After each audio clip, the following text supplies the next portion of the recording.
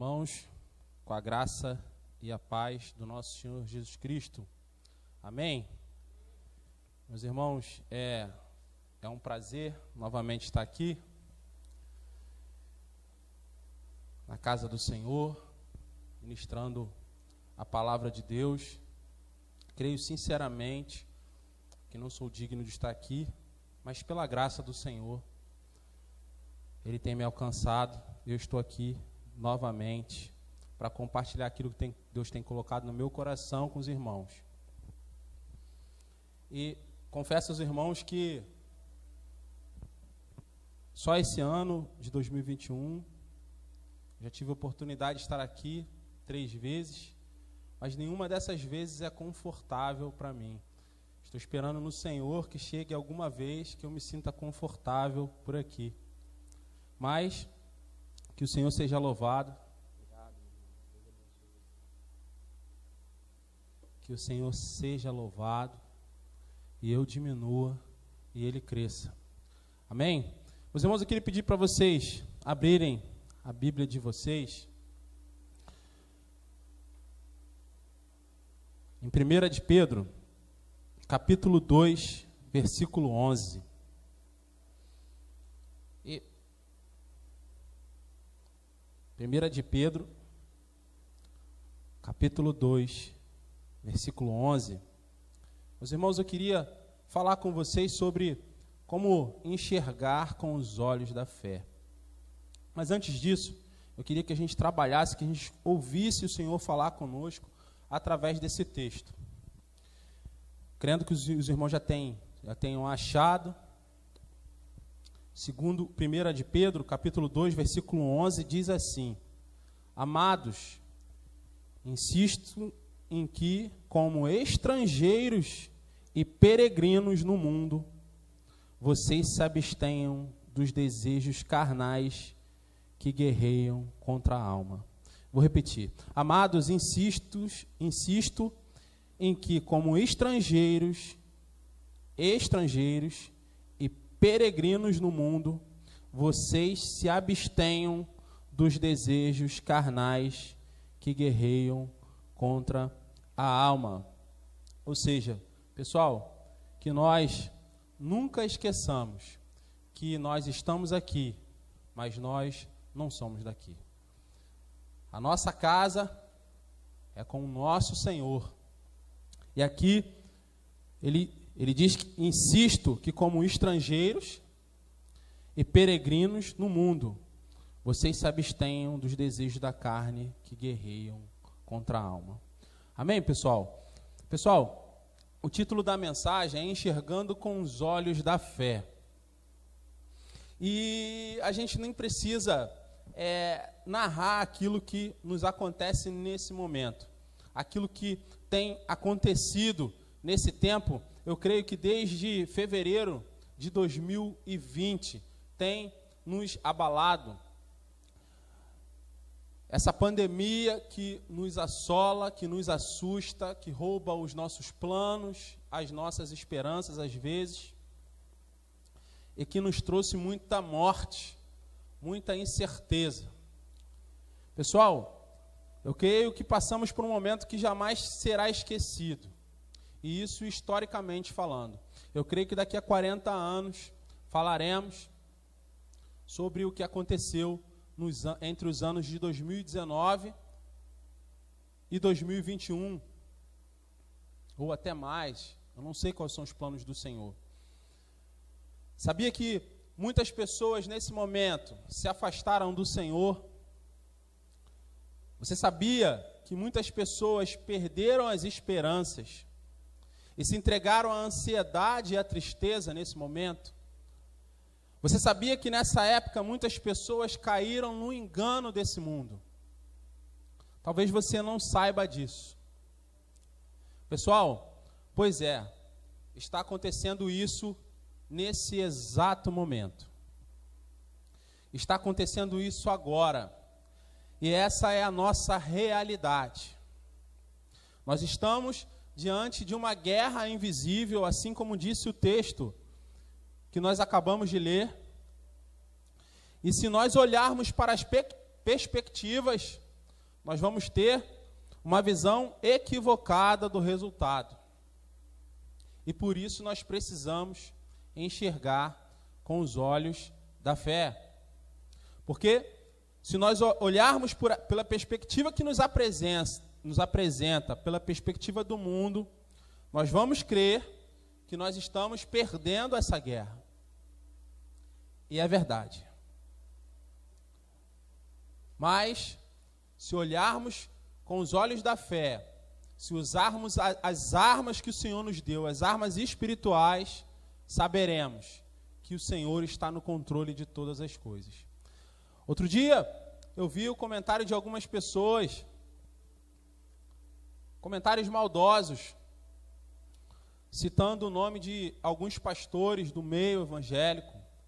E essas pessoas incitavam o povo e perguntavam: ora, nos tempos de pandemia, onde nós precisamos de cura, onde está fulano de tal, fulano de tal? Onde está o Deus de fulano de tal, que curava? Por que fulano de tal não cura? Pessoal, num primeiro momento, nós até repudiamos tais comentários, porque nós conhecemos o Senhor. E creio que quem faz esse tipo de comentário não conhece a Deus. Mas também somos capazes de questionar quando isso acontece conosco. Eu não sei se isso acontece com você, mas de vez em quando comigo acontece. Pessoal, às vezes paira sobre a minha cabeça pensamentos estranhos que questionam aquilo que está acontecendo comigo.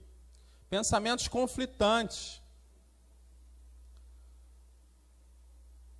Às vezes eu penso, se o Senhor é realmente meu Deus, por que isso tem acontecido na minha vida?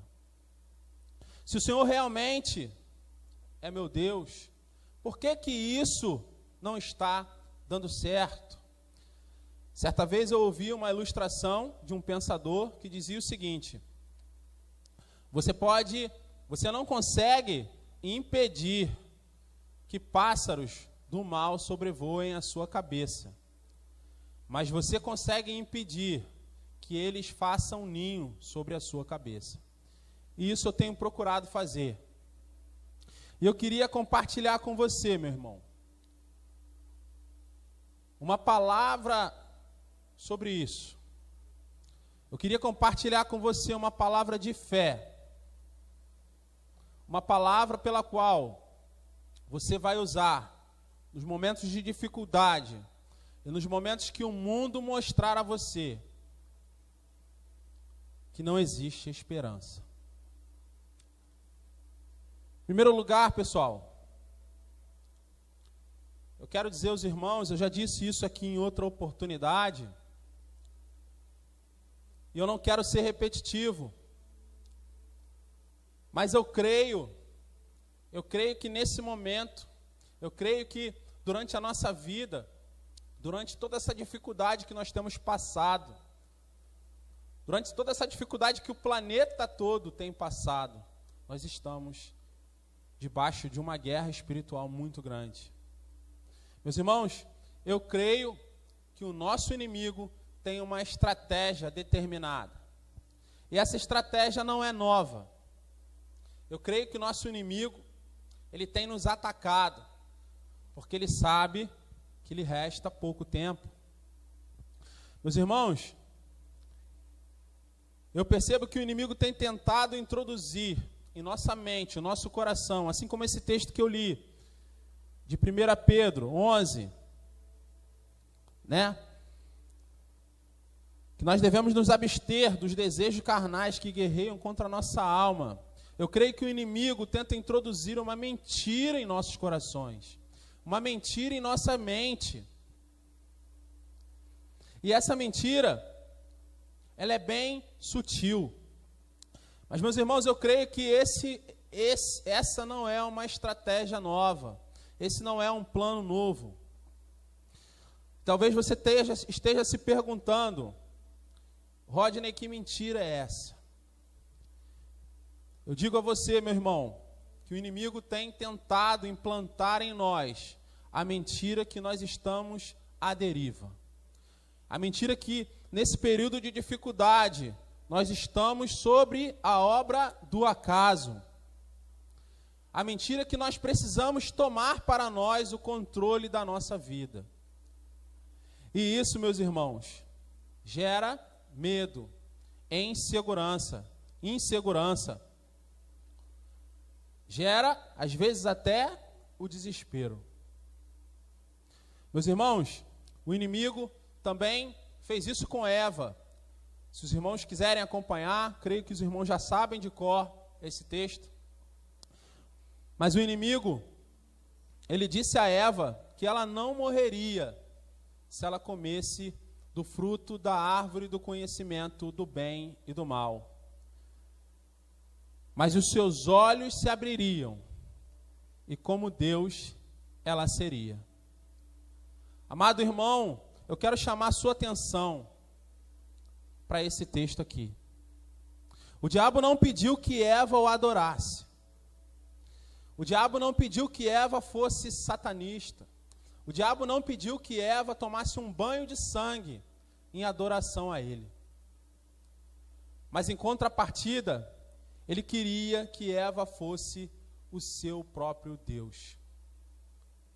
Meus irmãos, o inimigo, a serpente, a antiga serpente, disse a Eva: Deus sabe que se vocês comerem desse fruto, como Deus vocês serão, conhecedores do bem e do mal. Meus irmãos, o inimigo tenta nos fazer crer que Deus é um mentiroso e que nós precisamos ser o nosso próprio Deus e que nós precisamos ser escravos das nossas próprias vontades. Mas o problema é que nós não sabemos querer. E quando eu digo isso, talvez o irmão possa estranhar. Mas quantas vezes você e eu queríamos tanto alguma coisa e depois nos arrependemos quando conseguimos essa coisa que tanto almejamos? Quantas vezes nós oramos, pedimos a Deus tanto alguma coisa e às vezes até conseguimos conquistar e depois percebemos que aquilo que nós pedimos, aquilo que nós conquistamos, não era tão importante assim quanto nós imaginávamos.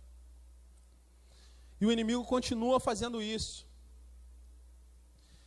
E essa mentira, pessoal, não pode entrar em nossos corações.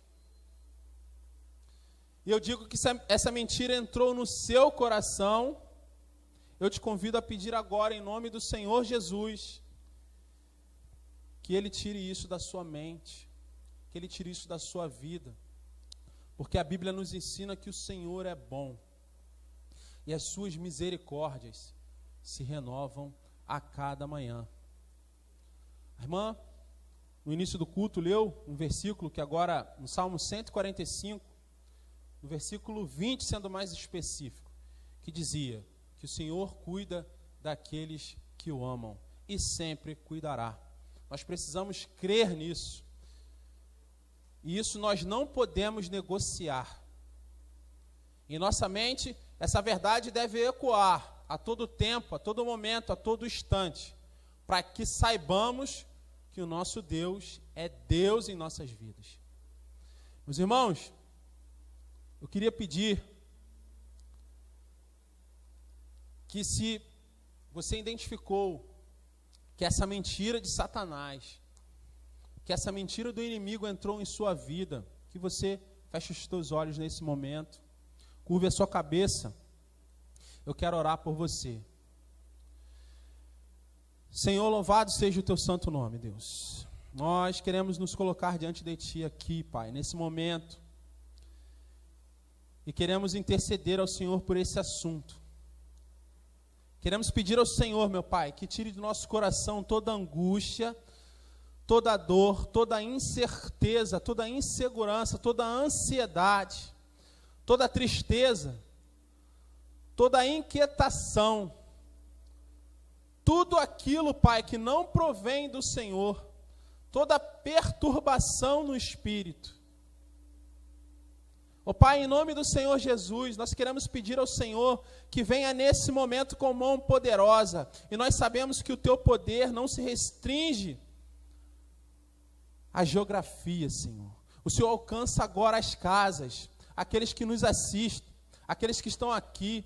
O Senhor atinge as vidas. E eu creio, Pai, em nome do Senhor Jesus, que haverá hoje aqui mudança de vida. Eu creio que hoje aqui haverá libertação, porque o teu Espírito paira, Pai, sobre esse lugar, paira sobre os nossos corações. Eis aqui a tua igreja, Senhor. Nós te pedimos em nome do Senhor Jesus, Pai, que tu venha libertar aquele que porventura está cativo, aquele que porventura, Pai, deixou de acreditar nas promessas do Senhor, aquele que pelas circunstâncias, Pai, nesse momento está inquieto, angustiado. Eu peço em nome do Senhor Jesus, Pai, que tu venhas com a tua mão poderosa e opere um milagre, em nome do Senhor Jesus. Amém e amém. Graças a Deus. Meus irmãos, eu queria pedir a vocês que abram as suas Bíblias num versículo que talvez eu creia que seja o mais famoso da Bíblia. Porque, antigamente, quando eu não conhecia o Senhor, na casa dos meus pais, eu morava com meus pais, e na casa dos meus pais, meu pai também não conhecia o Senhor, mas ele tinha uma Bíblia. Nessa época, ele não conhecia o Senhor, mas ele tinha uma Bíblia, e em cima da televisão do meu pai, ficava uma Bíblia aberta, nesse versículo. Talvez eu creio, meu irmão, minha irmã, que esse seja o versículo, o capítulo mais famoso da Bíblia. Eu quero te convidar a abrir sua Bíblia no Salmo 23. Eu quero pedir, meu irmão, que você abra sua Bíblia no Salmo 23. Esse salmo, ele é visto em todos os lugares que nós vamos. Outro dia eu estava passeando pela praça de Araruama e eu vi que tem um monumento de uma Bíblia aberta com o Salmo 23. O que diz o Salmo 23, meus irmãos? O Senhor é o meu pastor e de nada terei falta. Antes de eu entrar aqui, onde eu quero, no estudo, eu vou compartilhar aqui uma história com os irmãos. Eu tenho um professor que me contou uma experiência muito rica que ele teve. Ele disse que, certa vez, na igreja que ele pastoreia, ele recebeu um missionário. Esse missionário trouxe a palavra, iria trazer a palavra, e eles ficaram orando e buscando ao Senhor, jejuando, para que o Senhor usasse poderosamente esse missionário. E no dia agendado, esse missionário foi até a igreja, foi levar a palavra, e a igreja cheia, e aquele homem começou a pregar sobre o Salmo 23. E aquele homem leu o primeiro versículo do Salmo 23, e o versículo dizia assim: o Senhor é o meu pastor, e de nada terei falta. Meus irmãos, o meu professor me contou que tamanha era a unção na vida daquele homem, tamanha era a presença de Deus naquele lugar, que ele não conseguiu mais pregar. Ele me contou que toda a igreja se prostrou em adoração. Muitos confessavam pecados, muitos choravam, muitos caíram. Tamanha era a presença de Deus naquele lugar. Aquele homem não precisou mais falar nada, porque o objetivo dele já tinha sido cumprido naquele lugar. Ele só leu o versículo 1 desse salmo. Eu não estou dizendo aqui que há uma mística sobre a palavra de Deus. Eu estou dizendo que houve unção do Senhor. E o Senhor é soberano. E Ele faz o que lhe convém. No versículo 1, pessoal, vou ler de novo. O Senhor é o meu pastor, de nada terei falta. Em verdes pastagens me faz repousar e me conduz a águas tranquilas. Restaura-me o vigor, guia-me nas veredas da justiça, por amor do seu nome.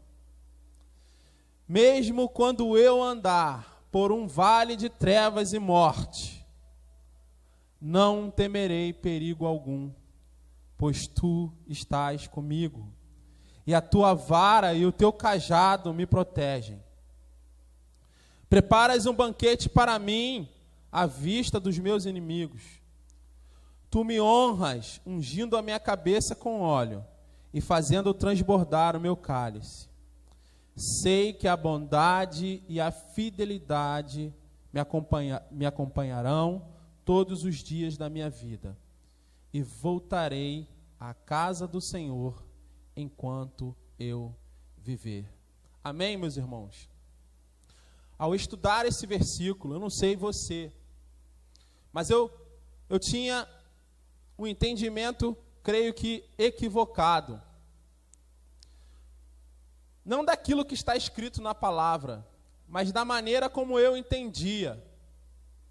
Quando eu lia "O Senhor é meu pastor e de nada terei falta", eu entendia que isso significava que o Senhor pode me dar coisas. E Ele realmente pode. Ao ponto de que absolutamente nada venha me faltar. Tem a ver com provisão de Deus para a minha vida. Ele vai prover o melhor dessa terra. É isso que, às vezes, muitos prometem. Só que, eu confesso aos irmãos, falando de coração aberto e com muita sinceridade, que às vezes eu tive falta de muitas coisas. Eu peço que você também não tenha medo de admitir, porque o Senhor não pode curar você se você não está doente. Ora, são os doentes que precisam de médico, não aqueles que são sãos. Tiveram dias que senti falta de companhia, me senti sozinho. Tiveram dias que senti falta de pessoas que já se foram. Tiveram dias que senti falta de algumas coisas que eu não tinha. Eu não sei se isso já aconteceu com você. Então, diante de nós, existe um problema. Meu irmão, diante de nós, existe um problema. Porque, se eu estou sentindo falta, como o texto diz, o Senhor é meu pastor, de nada terei falta. Se eu estou sentindo falta, será que o Senhor não é o meu pastor? Será que eu estou fazendo algo errado? Mas eu entendo, meus irmãos, que o meu entendimento sobre esse texto foi construído sobre um equívoco. Por quê? Porque se os irmãos olharem no texto original, no texto que está na língua hebraica, os irmãos vão ver que existe uma forma equivocada de se entender esse texto. Eu repito, meu irmão, não há nada com a grafia, não é a forma como o texto está escrito, mas existe uma forma equivocada de se entender esse texto. Porque eu já ouvi muitas pessoas dizer que se o Senhor é o nosso pastor, inclusive não faltariam a nós nem as lutas, porque o texto diz que nada nos faltará. Mas, irmãos, no texto original, a expressão "nada me faltará" não se refere àquilo com que o Senhor pode nos dar. Eu vou repetir. No texto original, no hebraico, a expressão "nada me faltará" não se refere àquilo que o Senhor pode me dar, mas sim àquilo que o Senhor é. Para os irmãos entenderem, é como se eu dissesse assim: o Senhor é o meu pastor, e Ele não me faltará. Meus irmãos, isso muda tudo. Isso muda toda a nossa compreensão.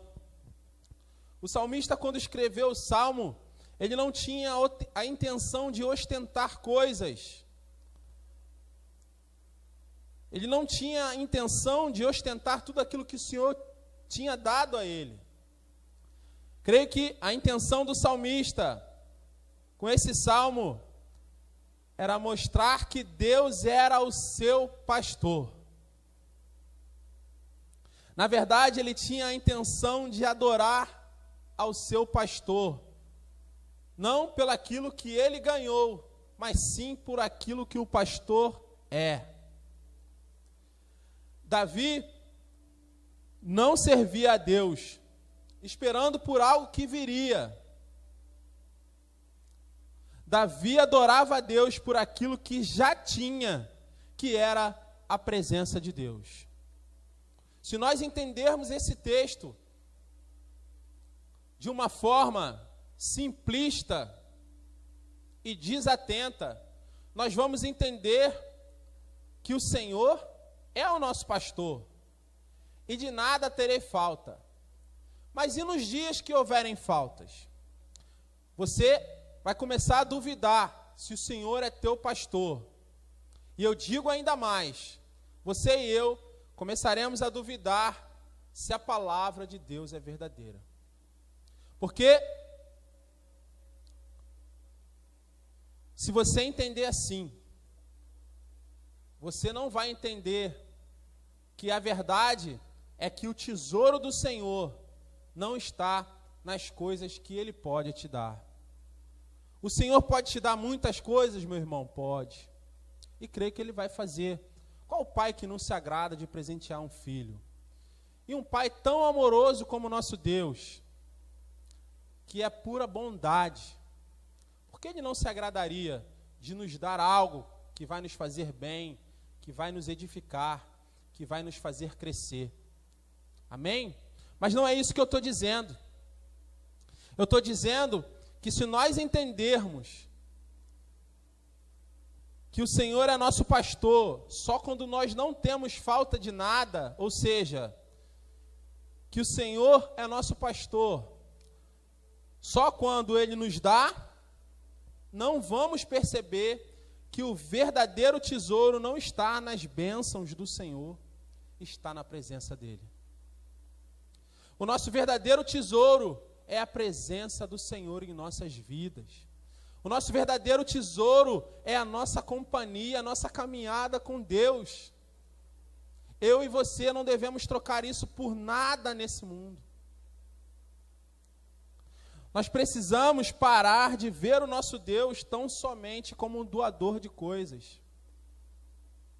Certa vez eu vi uma ilustração onde a pessoa explicava que as pessoas usavam Deus como uma cama elástica, para que elas pudessem dar impulso para chegar onde elas queriam. Elas vinham correndo, pulavam na cama elástica, se impulsionavam para chegar onde elas queriam. Só que Deus não aceita ser o meio. Com Deus não existe relação mediana. Ou é tudo, ou é nada. E é por isso que muitas pessoas se frustram na presença do Senhor. Nós precisamos parar de ver o nosso Deus tão somente como um doador de coisas. Nós precisamos enxergá-lo como um provedor? Sim, claro que sim, porque Ele é o nosso provedor. Mas nós precisamos aprender que o Senhor não é um meio pela qual nós conseguimos coisas. O Senhor é nosso tudo. O Senhor nos quer com inteireza de coração.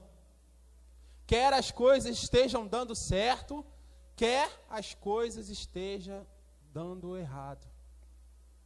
As bênçãos do Senhor, meus irmãos, elas são consequências. Se o Senhor for teu tudo, você vai receber tudo do Senhor. Se o Senhor for teu tudo, se o Senhor tiver todo o seu coração, nada vai te faltar, porque você tem tudo. Você tem o provedor de todas as coisas, você tem o criador de todas as coisas, você tem aquele que te sustenta no dia da adversidade, você tem aquele que te esconde embaixo das suas asas no dia mau.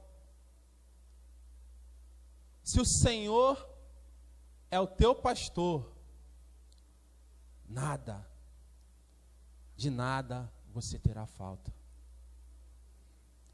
Meus irmãos, nós precisamos ter uma fé incondicionada. A nossa fé precisa ser inabalável, ainda mais nos dias de hoje.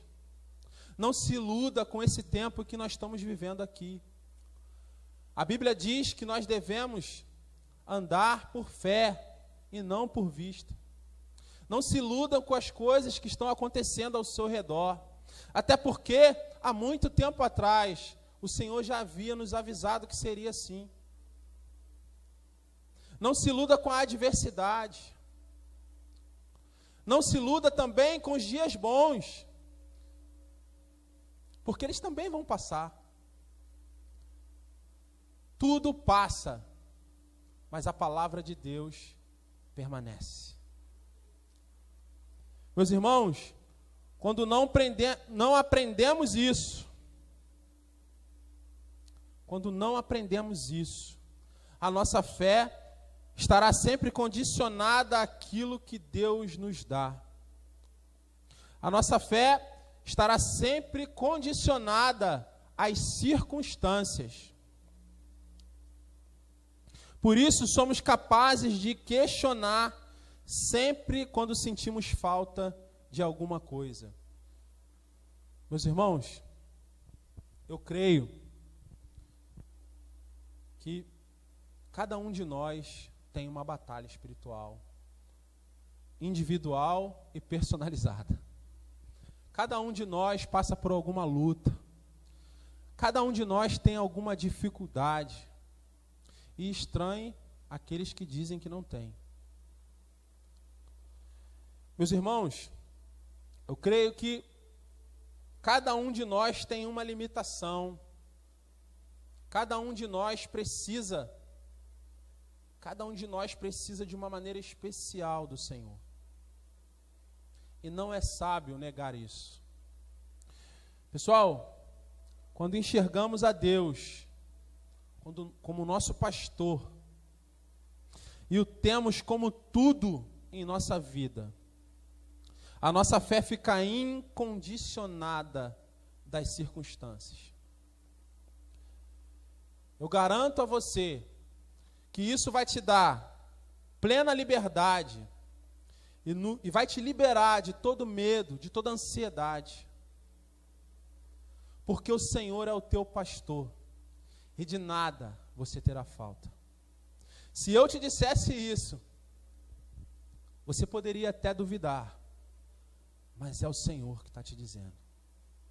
Ele está dizendo para você que Ele é o teu pastor, e você precisa crer que Ele é tudo para você e nada vai te faltar. Absolutamente nada vai te faltar. Meu irmão, talvez você pense: Roger, é difícil acreditar nisso, porque muita coisa tem me faltado. Muita coisa tem me faltado. Talvez tenha me faltado um casamento dos meus sonhos. Porque talvez o casamento que eu tenho não seja aquilo que eu idealizei. Ou talvez, meu irmão, você pense: talvez me falte o emprego dos meus sonhos. Talvez me falte a casa dos meus sonhos. Talvez me falte, enfim, a saúde dos meus sonhos. Mas eu te digo, pessoal, não faça como o povo do Egito. O povo que o Senhor tirou da escravidão do Egito. Murmurou por várias vezes, e isso despertou a ira do Senhor. Aquele mesmo povo era tão murmurador que não percebeu que o Senhor provia todas as coisas e nada lhes faltava no deserto. Absolutamente nada. A Bíblia nos ensina que durante aquele tempo no deserto, a roupa daqueles homens e mulheres não se gastou. O Senhor mandava o maná do céu, e eles eram alimentados, e foram alimentados durante 40 anos. Eles tiveram desejo de comer carne, o Senhor enviou as codornizes. Por quê, pessoal? Porque o Senhor era o pastor daquele povo. O Senhor era o tudo. E nada lhes faltava. Mas eles enxergavam coisas que faltavam e despertaram a ira do Senhor. O final da história vocês conhecem. Eu digo a vocês, meu irmão, minha irmã, se isso não ficar claro para mim e para você, nos momentos de dificuldade que nós estamos passando, somados aos momentos de dificuldade que vem por aí, você vai achar muita coisa que falta na sua vida. Mas se você aprender aquilo que o Senhor quer te ensinar hoje, que Ele é o teu pastor, Ele é o teu tudo, e nada vai te faltar, você vai ter uma fé incondicional. E eu creio que é isso que o Senhor quer nos dar essa noite. Uma fé que independe das circunstâncias. Uma fé que independe daquilo que eu vejo. Uma fé que independe daquilo que você vê. Por isso, o salmista prossegue. Eu quero convidar os irmãos a lerem aí o versículo 4. Olha que interessante, pessoal. Por isso o salmista prossegue dizendo no versículo 4 assim: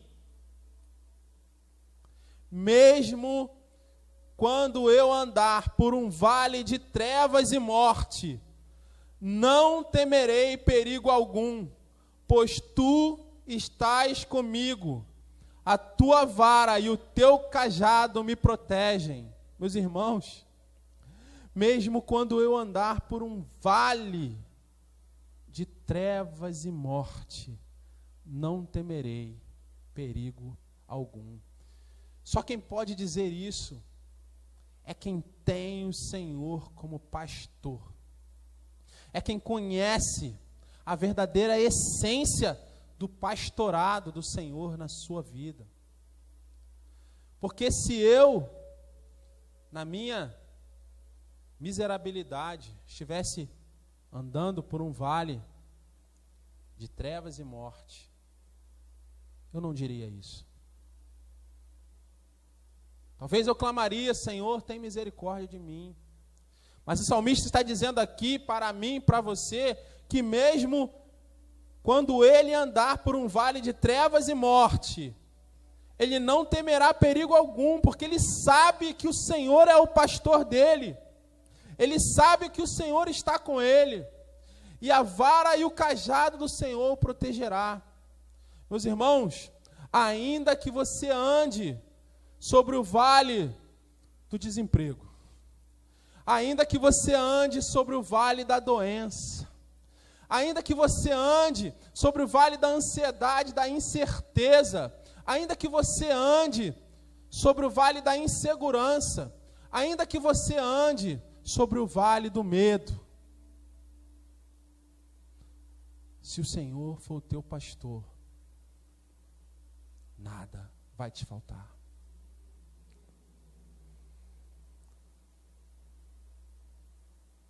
Você não temerá nenhum mal, porque o Senhor é o teu pastor, Ele é o seu tudo,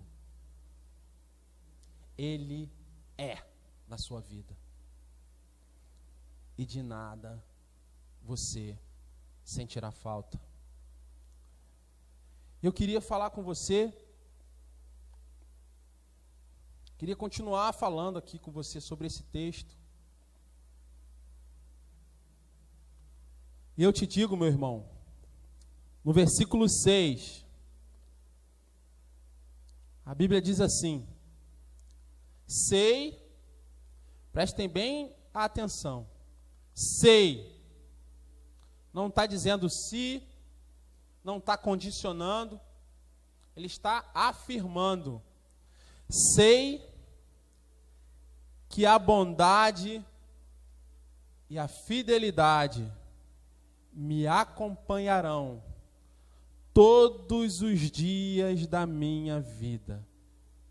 Todos os dias da minha vida. E voltarei à casa do Senhor enquanto eu viver. Meus irmãos, eu queria convidar os irmãos a mastigarem esse texto. Porque também nesse texto, numa passagem muito rápida e simplista, não fica claro o quão rico esse versículo é. Sabe por quê, meus irmãos? Esse texto, ele vem misturado com o costume judaico.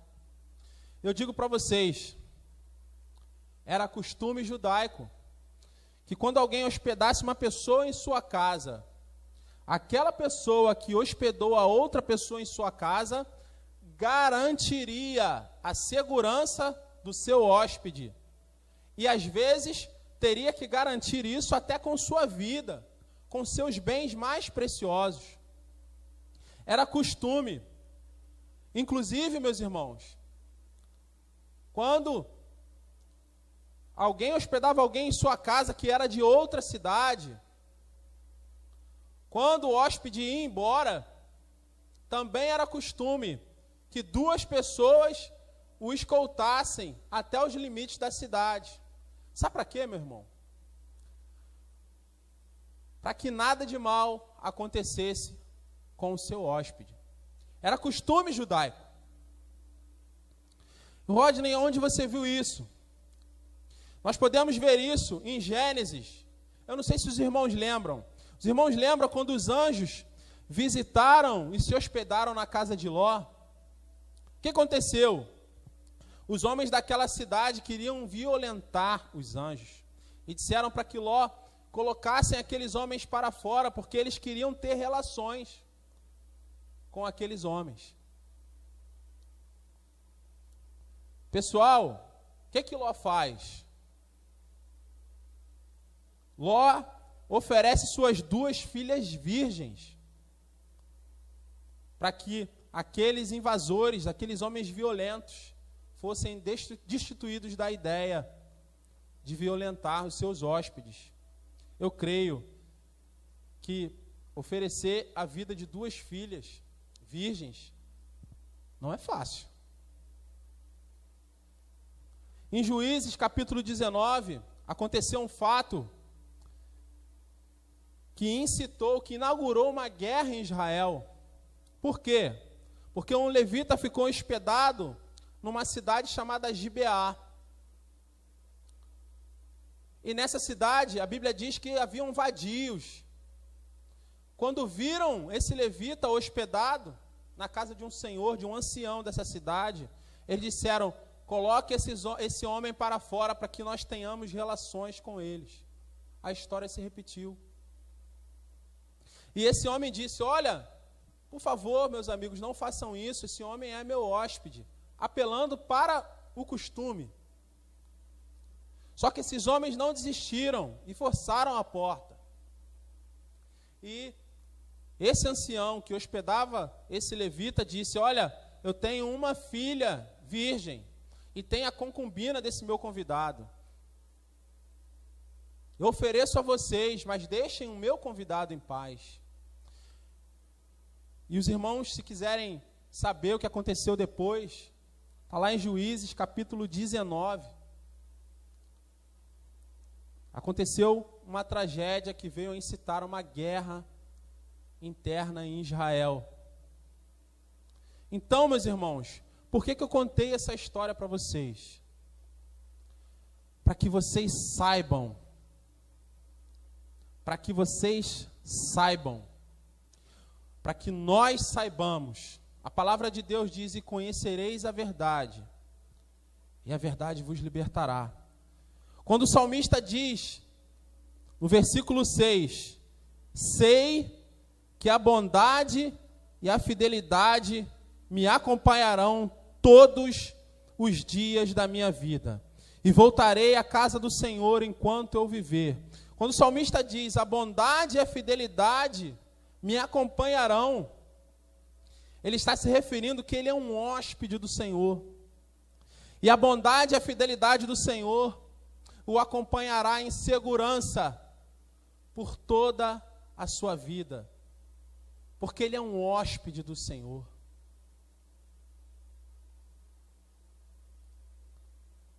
A bondade e a fidelidade do Senhor o acompanharia em toda a sua vida.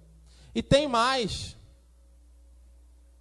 Ele diz, e voltarei à casa do Senhor enquanto eu viver.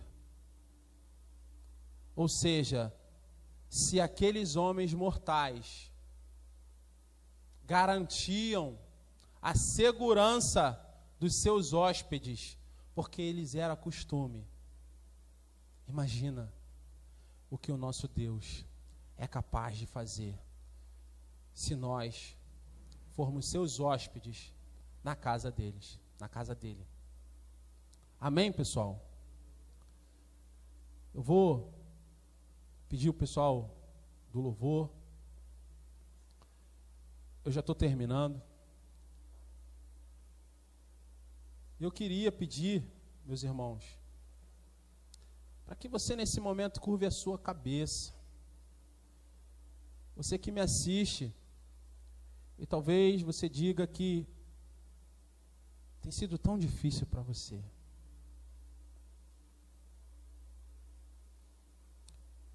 Que o fardo tem sido tão pesado para você. Talvez tantas dificuldades. Eu digo para você, meu irmão, talvez você se sinta cansado. Mas eu te digo, não saia da casa do Senhor. Não saia daquilo que o Senhor, de onde o Senhor te colocou. Não saia, não desista daquilo que o Senhor separou para você. Eu quero te dizer, meu irmão, que se o Senhor for o teu pastor, nada vai te faltar.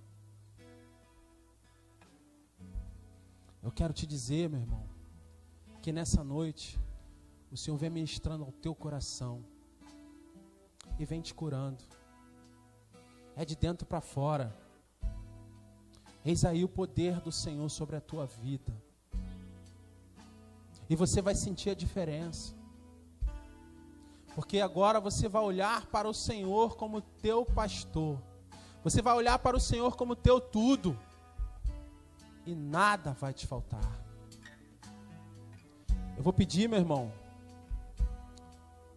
tem uma canção que eu gosto muito, não vou cantar não, mas tem uma canção que eu gosto muito. Eu queria recitar aqui para você, diz assim, ó: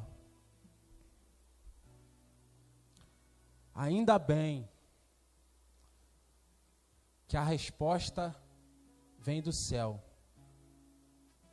E a última palavra, quem determina, ainda é Deus. Alguém diz, só restou raiz. Mas Deus diz, tem vida aí, e eu vou restituir. Ainda há esperança para a árvore cortada. Novamente crescerá ao cheiro das águas. E se acaso envelheceu, contudo a sua raiz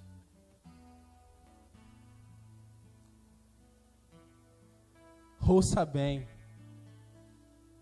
aquilo que o Senhor diz. Ainda há esperança. A alegria vai chegar. E tudo novamente irá voltar ao seu lugar.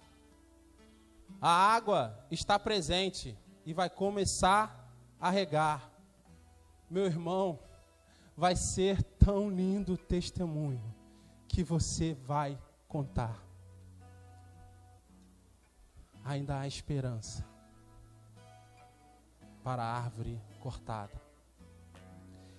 Curva a sua cabeça, eu queria orar por você.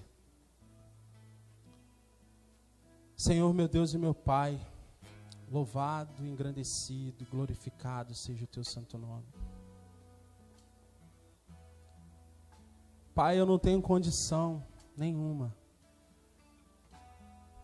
de convencê-los daquilo que o Senhor tem falado, daquilo que o Senhor tem prometido. Mas o Espírito Santo que habita em mim tem. Eu te peço, Pai, em nome do Senhor Jesus, estende as tuas mãos, Pai, sobre o teu povo nesse momento. Enche-os, Pai, da tua graça. Enche-os, Pai, da tua libertação. E se por acaso há alguém prostrado e caído nesse momento, restaura, Senhor. Restaura para a honra e glória do teu nome.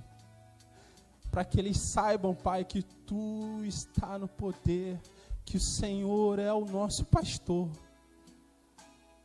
E ainda, Pai, que tudo caia ao nosso redor, não temeremos, porque o Senhor nos protegerá. Eu te peço, Pai, em nome do Senhor Jesus, que essa palavra dê fruto a 30, 60, a 100 por um, Pai. E que ecoe em nossos corações durante toda a semana. Ó Pai, que o Senhor venha varrer de nós todo mal, toda mentira, todo engano de Satanás. Eu te peço em nome do Senhor Jesus. Graças a Deus. Amém e amém.